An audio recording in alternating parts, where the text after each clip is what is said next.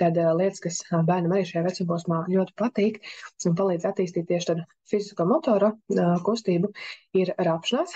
Šis vecumposms, kad vecāki pamanīs, ka bērns grib uzrāpties un ļaut bērnam rāpties. Atkal šeit ir tā personības daļa, neatkarības, identitātes daļa, kad, ja jūs kaut kādā veidā ierobežosiet to iespēju, tad bērnam arī var veidoties dumpinieciskums un neapmierinātība, ka viņam neļauj attīstīt šo identitāti, kas ir arī šajā vecumposmā ieskanās jau uz to 2 gadu vecumu patības attīstību, par ko es arī stāstīšu.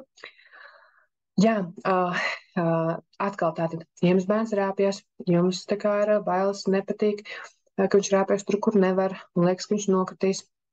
Nevajag likt ķiveri galvā, jo tas ir par trauksmainību, un kad bērnam jūs nodosiet ziņu, ka pasaule nav droša, nevar viņu izzināt, nodrošiniet drošs apstākļus. Ja ir vīrietis, kurš ir tāds amatniecisks, var uztaisīt vienkārši tādu pakāpienu, pa kuru bērns var rāpelēt, bērnam ļoti patiks. Ja ir iespēja vienkārši iegādāties, tur, kur tas tāds lociņš, pa kuru bērns var rāpties. Tā, kad nodrošināt šīs lietas, kur bērns var rāpties, iet uz laukumiņu, ļaut bērnam rāpties, un pārmērīgi arī neturēt bērnu, tāpēc, ka arī šī turēšana, likšana neattīsta bērna prasmes